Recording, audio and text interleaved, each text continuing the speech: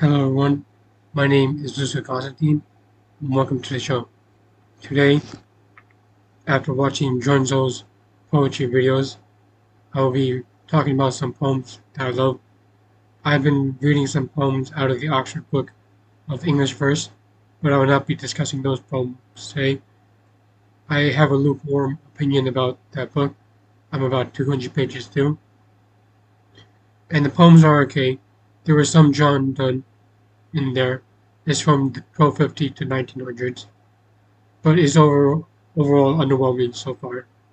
And I will do some poems that I picked out that I thought were best. Christopher Hitchens liked John Donne and talked about him frequently. Well, I don't know about frequently, but he talked about it at a certain point, and I read him as well. So, if you will, I will read you some poems that I have for you today. On top of that, I'll be drinking yerba mate. It is caffeine from my country, which is Argentina. I speak Spanish and French, and it's a coffee alternative, more healthier. And Andrew Oberman talks about it than not, more often than not. And if you want to know more about it, then you should listen to his podcast on caffeine and productivity, which is about 2 hours long.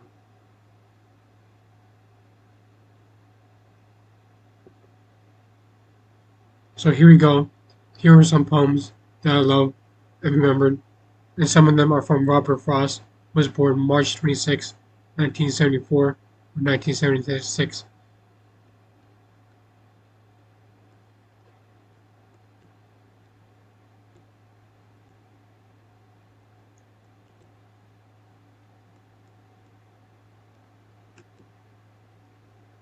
This poem is from Walter de la Mare and is called The Listeners.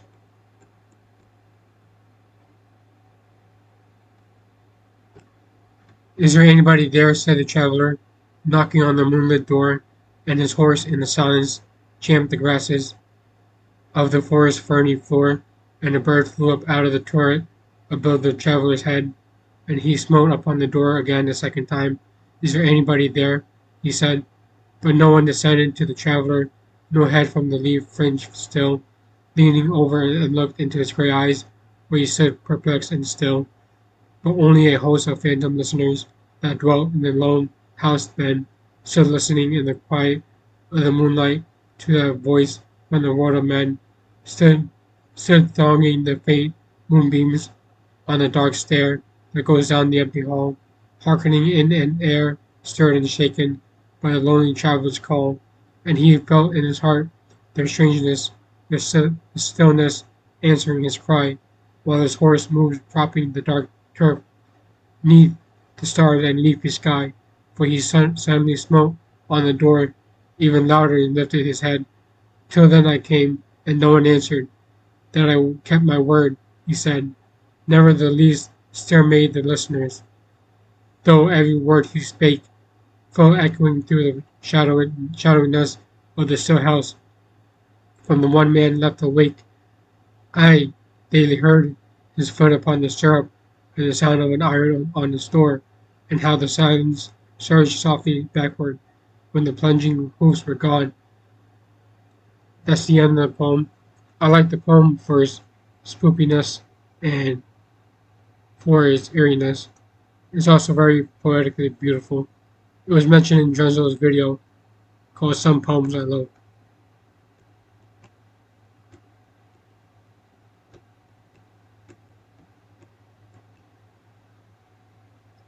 Here is another poem that is called May I Feel, said he. May I feel, said he. I'll squeal, said she. Just once, said he. Is fun, said she. May I touch, said he. How much, said she. A lot, said he. Why not, said she. Let's go, and he not too far, said she. Was too far, said he. Where are you, said he. She. May I say, said he. With which, said she. Like this, said he. If you kiss, said she. May I move, said he. Is it love, said she. If you're willing, said he.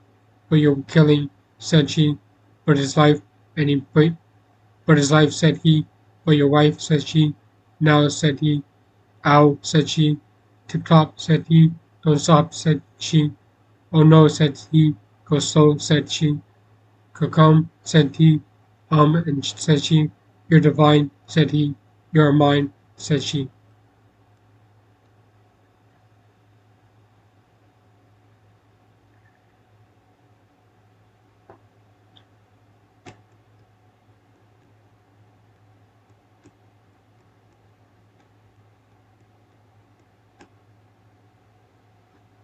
This is a poem by Edgar Allan Poe, who I had to read in high school, and a poem, a poet, which Clifford Sargent reviewed over at his channel, his complete collected poems.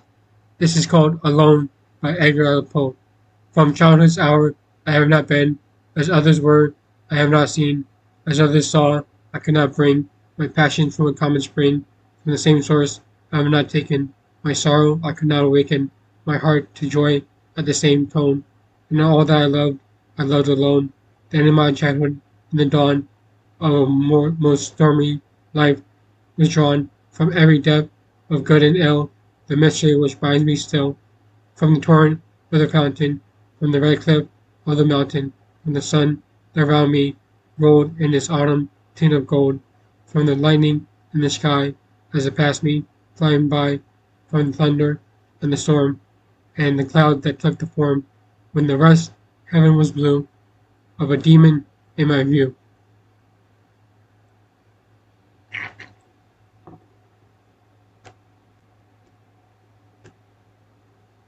Edgar Allan Poe was an essential poet growing up. I have his collected poems completely, and I enjoy them very much. He wrote The Crow, and I had to read them in college as well. The cast of something I can't remember. Because the cast of Amarillo, something like that. Maybe those the more inclined to poetry can tell me about it, and I'll further research inquiries on my own ignorance on the matter.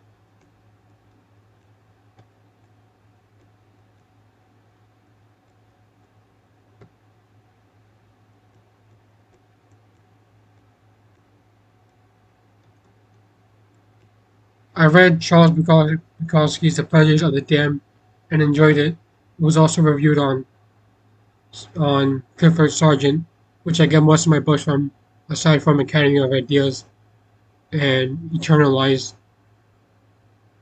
Eternalized and Academy of Ideas are similar YouTube channels, but they talk about different things, mostly Jungian psychology and Nietzsche. Charles Bukowski is an interesting man, not in a positive sense, but in a negative sense, for he is quite troubled and controversial in the poetry circles. This is the genius of the crowd.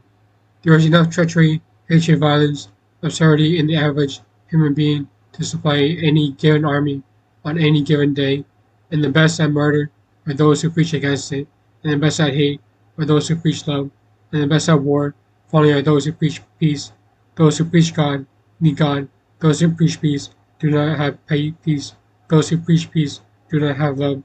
Beware the preachers, beware the knowers, beware those who are always reading books, beware those who are either detest poverty or are proud of it.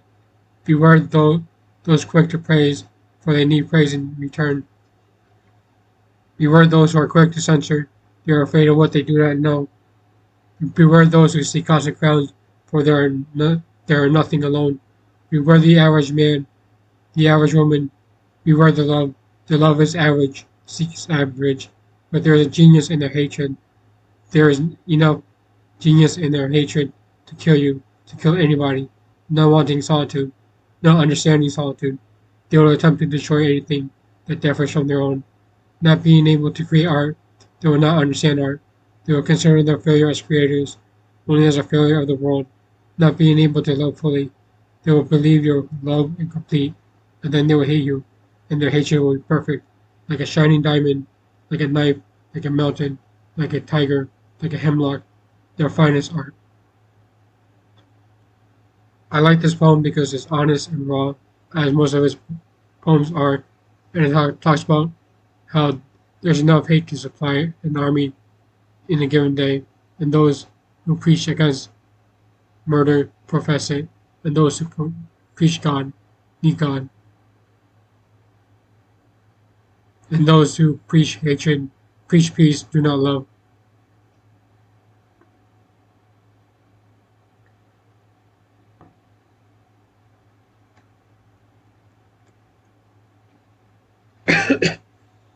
Yerba mate has leaves in it that produce chemicals in the brain and makes you more productive, and is a healthier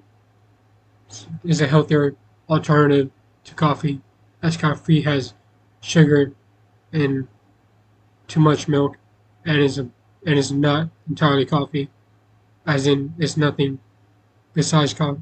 It's only milk and sugar, which is people want instead of the actual coffee.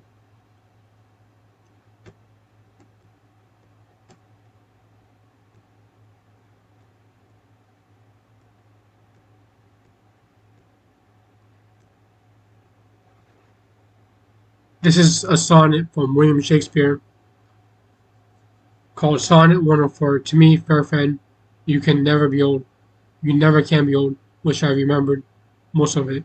To me, fair friend, you never can be old, for as you were when first your eye eyed, such seems your beauty still. 3 winters cold have from the forest shook 3 summers pride, 3 beauteous springs to yellow autumn turn, in process of the season I have seen.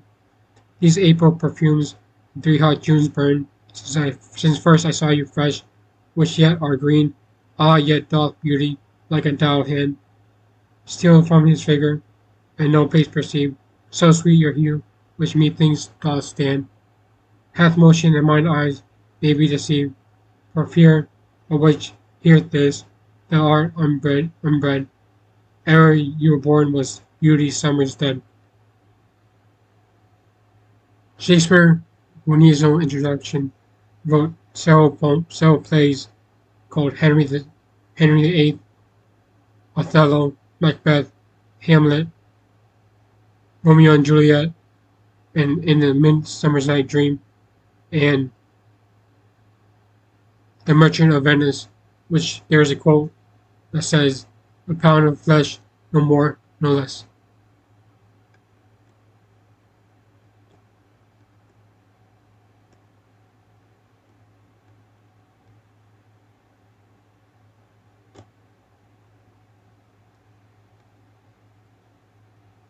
Robert Frost was born March 26, 1874 or 76, and he was born a couple of days after my birthday, which is why I remembered it.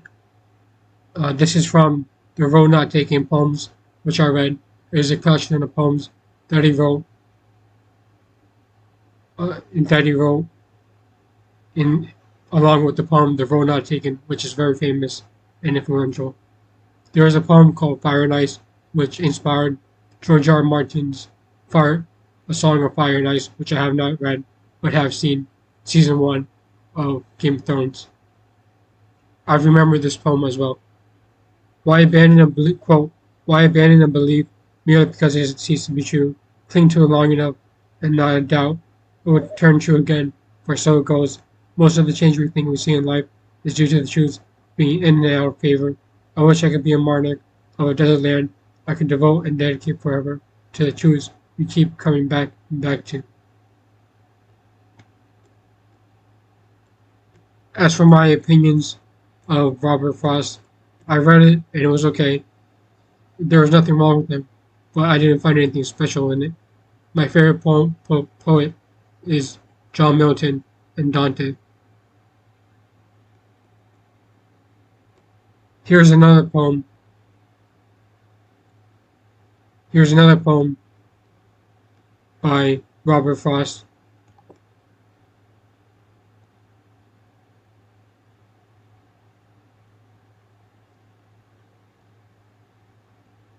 which I'm trying to find the part that I want to read.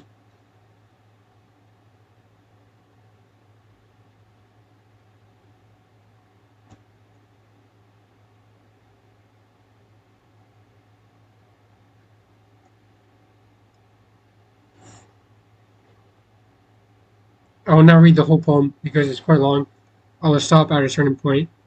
It's the Witch of Coos, Coos. It says, quote, I stayed the night for shelter at a farm behind the mountains, and a mother and son, two old believers, they did all the talking. Mother folks think a witch who has her familiar spirits she could call up to a pass on a winter evening, but won't, should be burned at the stake or something. Summoning spirits isn't button. Who's got the button? I will have them know. Son, mother can make a common table rear and kick with two legs like an army mule. Mother, and when I have done it, what good have I done? Rather than a tip of a table for you, let me tell you the real the Seahawks control once told me. He said the dead had souls, but when I asked him how could that be, I thought the dead were souls. He broke my trance. Don't that make you suspicious that there's something the dead are keeping back? Yes, there's something the dead are keeping back. You wouldn't want to tell him what we have up at attic, mother. Mother, bones, a skeleton, son, but the headboard of mother's bed is pushed against the attic door. The door is nailed. It's harmless. Mother hears it in the night, halting perplexed behind the barrier of the door and headboard, where it wants to get it where it wants to get his back into the cellar where it came from. Mother, we will never let them, will we, son? We will never. Son is left the cellar 40 years ago and carried himself like a pile of dishes, up one flight from the cellar to the kitchen, another from the kitchen to the bathroom door to the bedroom, and another from the bedroom to the attic, right past both father and mother, and neither stopped it. Father had gone upstairs. Mother was downstairs. I was a baby. I don't know where I was. Mother, the only fault my husband found with me, I went to sleep before I went to bed, especially in winter, when the bed might just as well be ice and the clothes snow. Then the night the bones came up the cellar stairs, Toffel had gone to bed alone and left me, but left an open door to cool the room off so as to sort of turn me out of it. I was just coming to myself enough to wonder where the cold was coming from when I heard Toffel upstairs in the bedroom and thought I heard him downstairs in the cellar. The board we had laid down to walk dry shot on when there was water in the cellar in the spring. Struck the hard solid bottom, and then someone began in the stairs, 2 footsteps for each, the way a man with one leg and a crutch or a little child came up. It wasn't tough out. There wasn't anyone who could be there. The bulkhead double doors were double locked and swollen tight and buried under snow. The cellar windows were banked up with sawdust and swollen tight and buried under snow. It was the bones. I knew them, and good reason. My first impulse was to get to the knob and hold the door, but the bones didn't jar the door. They halted helpless on the landing, waiting for things to happen in their favor. Their faintest rustling ran all through them. I never could have done the thing I did if the wish hadn't been too strong in me to see how they were mounted for this walk. I had a vision of them put together, not like a man, but like a Chandler. So suddenly I flung the door wide on him. A moment he stood balancing with emotion, and all but lost himself. A tongue of fire flashed out and licked along his upper teeth. Smoke rolled inside the sockets of his eyes. When he came to me, the one hand outstretched, the way he did it in life once, but this time I struck the hand off the brittle of the floor and fell back from him on the floor myself. The finger pieces set in all directions. Where did I see the one pieces lately? Hand me the button box. It must be there. I sat up on the floor and shouted, Tough it's coming up to you. It had its choice on the door to the cellar of the hall. I took the hall down for the novelty and set off briskly for the snow, a thing, still going every which way in the joints, though, so that it looked like a lightning over a scribble. From the slap I just now given his hand, I listened to his almost climb the stairs from the hall to the only finished bedroom before I could go up to anything, then ran and shouted, Shut the bedroom door, Tough for my sake. Company, he said. Don't make him get up. I'm too warm in bed. So lying forward weakly on the handrail, I pushed myself up, and in the light, the kitchen had been dark. I had to own. I could see nothing. I don't see it. It's what the room. It's in the room though. It's the bones. What bones? The cell bones out of the grave. They made him throw his bare legs out of bed and sat up by me and they quoted me.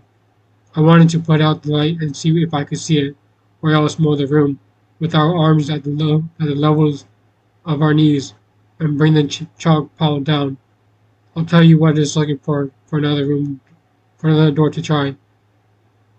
The uncommonly deep snow has made him think of an old song, the Wind Colonial Boy. He always used to sing along the toll road. Let's trap him with an open door attic. Toffel agreed to that, and sure enough, almost the moment he was given an opening. The steps began to climb the attic stairs. I heard them. Toffel didn't seem to hear them. Quick, I slammed to the door and held the knob. Toffel, get nails. I made him nail the door shut, and pushed the headboards of the board of the bed against it. Then we asked, was there anything up the attic that we never wanted again? The attic was less of us from the cellar. It smelled like the attic. Let them have it. Let them stay in the attic. When they sometimes come down the stairs at night and stand perplexed behind the door and headboard of the bed, brushing their chalky fingers with sounds like dry rattling of a shutter. That's why I sat up in the dark to say to no one more since Shuffle died. 2 or 3, let let them stay in the attic since they were there. I promised Shuffle to be cruel to them, for helping them be cruel once to him. So there's a little bit more. It's quite a long poem, and as you can see, I took no breaks. This is always reading a passage from Faulkner or Virginia Woolf. Anyways, it's about how a conversation with two individuals about whether the dead have souls or whether the dead are souls. And there was an old colonial boy who was haunting a son and a mother, and there was a poem about a dialogue between the son and the mother, and how they had trouble escaping from the wrath of the boy.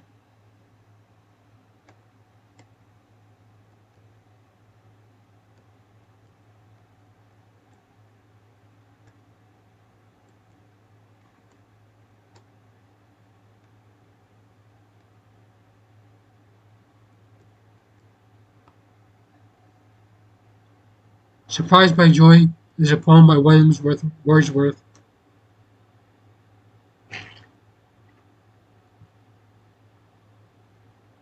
and is a poem about the beauty of everything. Surprised by Joy, Williams Wordsworth. Surprised by joy, impatient as a wind, I turned to share the transport. Oh, with whom but thee, long buried in silent home, I spell with no vicissitude can find. Love, faithful love, he called thee to mind. But how can I forget thee? Through what power? For even for the least division of an hour, have I been so beguiled as to be blind to my most grievous loss? That thought's return was the worst pang the sorrow ever bore, save one, only one, when they stood forlorn, knowing my heart's best treasure was no more, that neither present time nor years unborn could to my sight the heavenly face restore.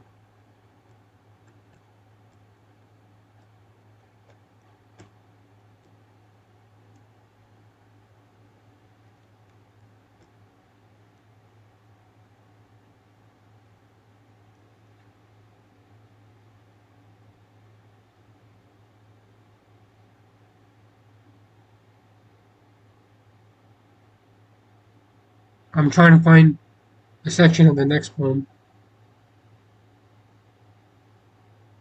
by Blueberries by Robert Frost, which is the end of the poem about blueberries, which is called Blueberries by Robert Frost. Quote, yeah, we shan't have to place ourselves in joy, not likely, when all the young lords deploy. They'll be here tomorrow, or even tonight. They won't be too friendly. They may be polite to people they look on having no right to pick where they're picking, but we won't complain. You ought to have seen how reluctant they made the fruit mixed into water in layers of leaves, like two kinds of jewels of vision for thieves. I'm just finding how amusing he rhymed all those words together.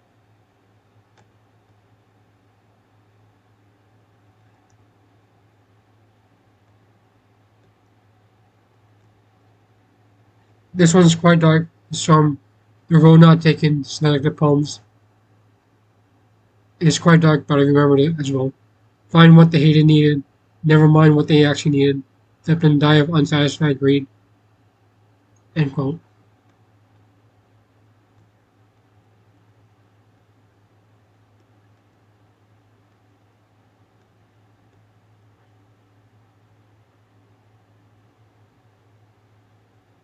Here's another quote from Robert Frost in the poems selected by the collection The Road Not Taken.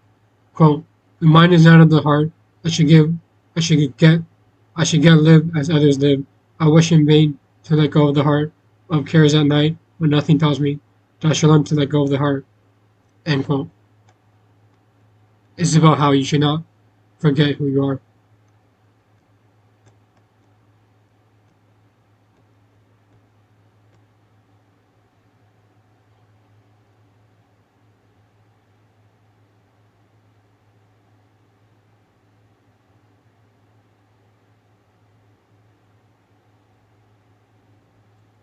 The next one is Departamental by Robert Frost, and is from the same book as mentioned before. An ant on the tablecloth ran into a dormant moth of many times his size. He showed not the least surprise. His business wasn't with such. He gave it scarcely a touch, and was off on his duty run. Yet if he encountered one of the hive's inquiry squad, whose work is to find out God and the nature of time and space, he would put him out onto the case. Ants are a curious race, one crossing with hurried tread. The body of one of their dead isn't given a moment's rest, seems not even impressed, but he no doubt reports to any with whom he crosses intending, and they have no doubt report to the higher up at a court. Then word go forth in Formic. Death comes to Jerry McCormick, our selfless forager Jerry, will the special janissary, whose office it is to bury the dead of the commissary. Go bring him home to the people, lay him in the state on his sepulchre, wrap him for a shroud in a petal, embalm him with ichor of nettle. This is the word of your queen. And presently on the scene appeared a solemn Mortensen, and taking firmly position, with fielders calm as a whittle, seizes the dead by the middle, and having him high in the air, carries him out of there. No one stands round to stare. It is nobody to be called ungentle, but now thoroughly departmental.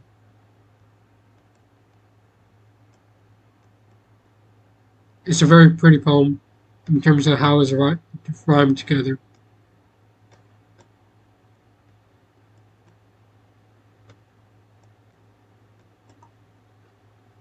This is another poem by Robert Frost called A Setting in a Bush by Broad Daylight. When I spread out my hand here today, I catch no more than the rain. To feel to feel up between thumb and fingers, no lasting effect of his lingers. There was only one there was one time and only the one when the dust really took the sun, and from the own intake of the fire all creatures warmly suspired, and then men have watched a long time, and never seen smitten slime again come to life and crawl out, when we not be too ready to scoff. God once declared he was true, and then he took the veil and withdrew, and remember how final a hush that descended of old on the bush. God once spoke to people by name, the sun once imparted his flame. One impulse persisted as our breath, the other persists as our faith.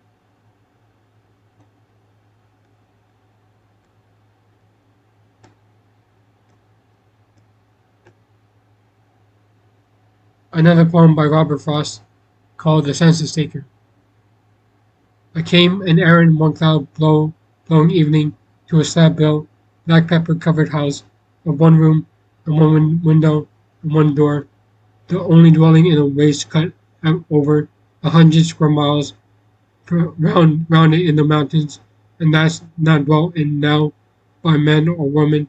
It never had been dwelt in, though by women. So what is it that I make sorrow of? I came to a census taker, to the waste, to count the people, and found none. None in the 100 miles, none in the house, where I came last with some hope, but not much. After hours, overlooking from the cliffs, an emptiness fled to the very stone. I found no people that dared show themselves, not no no not in hiding from the outward eye. The time was autumn. Well, how anyone could tell the time of year when every tree that could have dropped a leaf was dropped itself, and nothing but the stump of it was left. They'll bring out its rings and the sugar of pitch, and every tree up stood a rotting trunk, without a single leaf to spend on autumn, or branch to whistle after what was spent.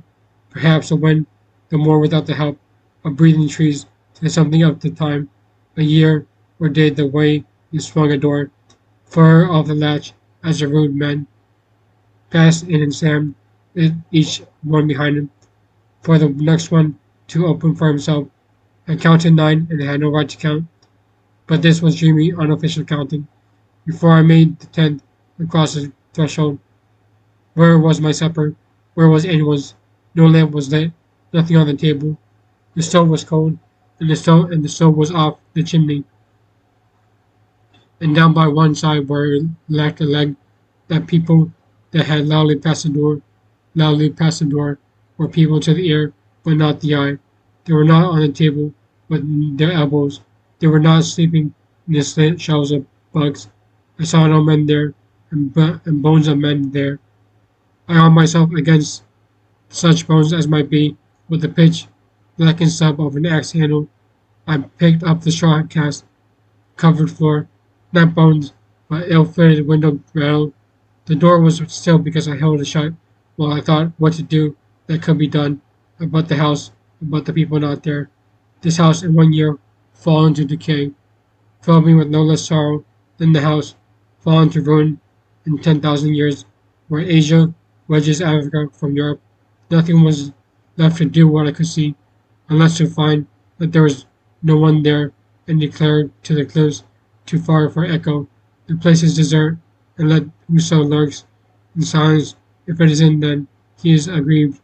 Bring silence now, or be forever silent. Let him say what it shall not be declared so. The melancholy having to count souls, where they grew fewer and fewer each year, is extreme, where they shrink to none at all. It must be I want in life to go on living.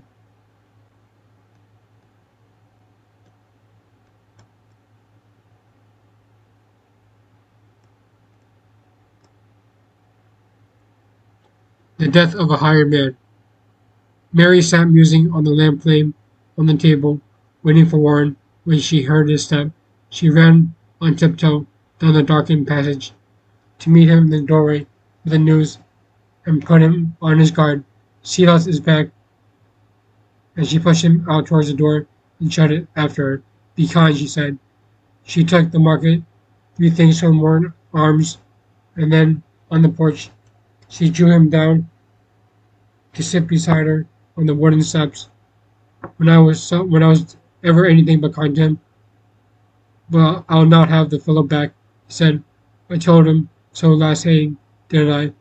If he left then, I said, that ended it. What good is he? Will we harbor him? At the stage for a little he can do. What help he is, there's no depending on. Off he goes, always when I need him most. He thinks he ought to earn a little pay, enough to at least buy tobacco with, so he won't have to beg and be beholden. And right, all right, I say, I can't afford to pay any fixed wages, though I wish I could. Someone else can.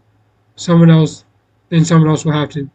I shouldn't mind his bettering himself, if that was what it was. You can be certain, when he begins like that, that there's someone at him trying to coax him off for the pocket money. In haying time, with any help is scarce, and when he comes back, I'm done.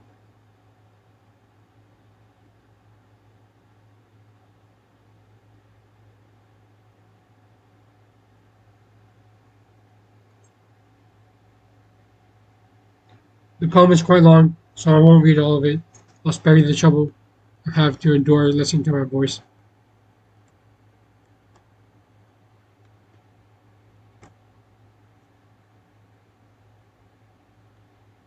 The next poem is by Robert Frost called Not All There, and it starts, quote, I turned to speak to God about the world's despair, but to make bad matters worse, I found that God wasn't there.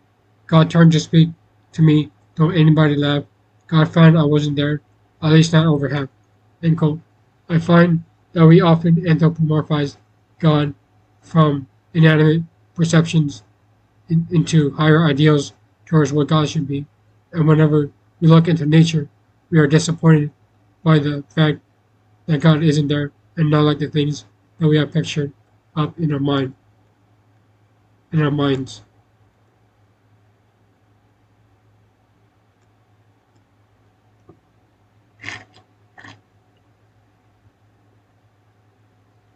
Here is a poem by Robert Frost called Fire and Ice. It is about how the world will end in fire or in ice, which is true, and in science it's either the big crunch or the big freeze, or the heat or heat death of the universe. The big crunch or the big freeze is when all matter in the universe and all the particles that were created in the aftermath of the microwave background radiation would freeze up and die off, or the alternative, the heat death, is that the universe will eventually get hot, so hot that it will explode and be completely done with, as how it was at a high temperature, it was at a flux between high temperatures in the beginning of the Big Bang. Here is Fire and Ice by Robert Frost. Some say the world will end in fire, some say in ice. From what I've tasted of desire, I hold with those who favor fire. But if I had to perish twice, I think I know enough of hate to say that for destruction ice is also great and would suffice. He rhymes ice with suffice and hate with great, which is important to note because they're two juxtaposing words that are combined together.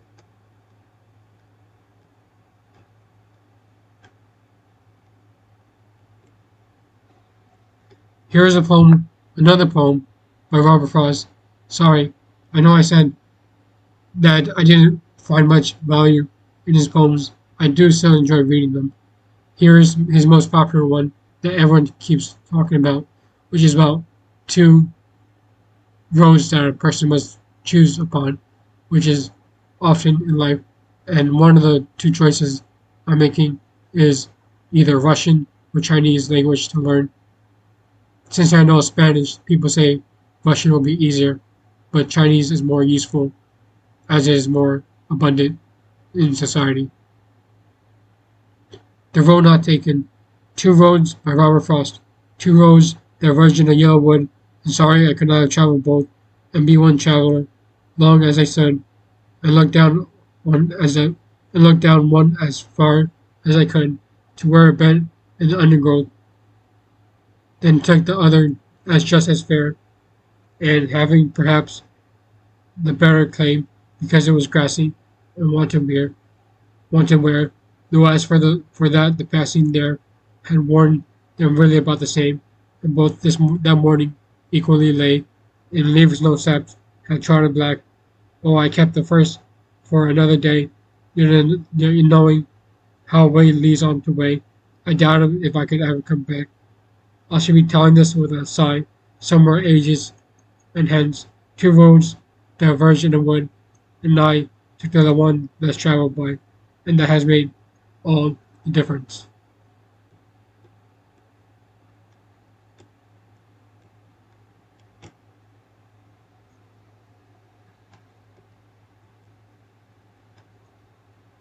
So this page is translated, and my French isn't that good, but I will do my best. It's called Georgia by Philippe Soupault.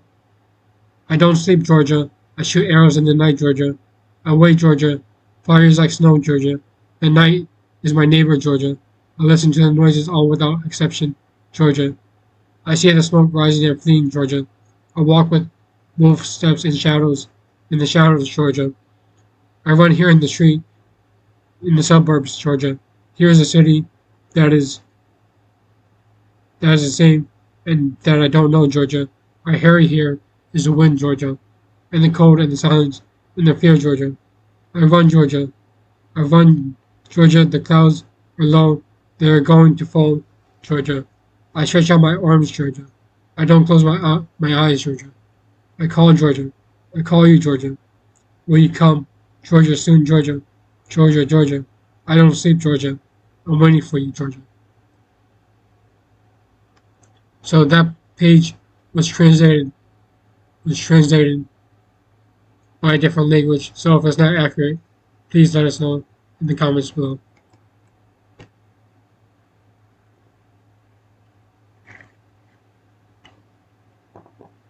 So hopefully I inspire you to read other poems that I love.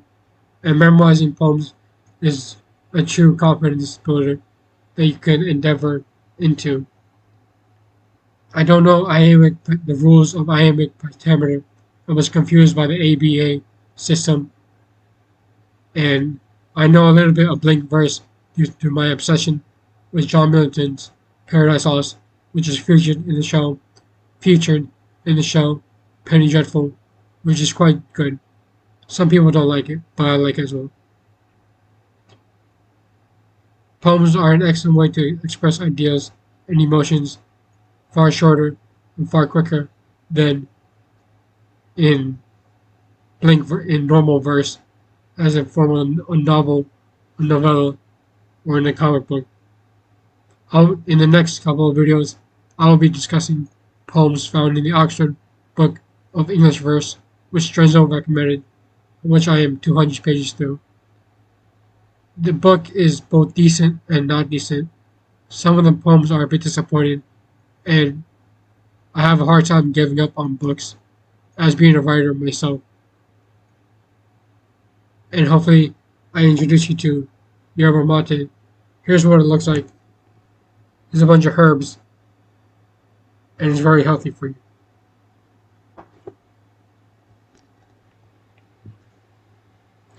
Anyways, sorry for the long video, and if you have tests coming up, good luck on your tests, as I have a test in a couple of days and already studied for it, and just took a test in math that was without a calculator, which we'll see how it goes. I don't want to set anything up and be disappointed, but I think I did okay. Anyways, thank you for watching. This has been Lucio Constantine signing off, and enjoy your yerba mate.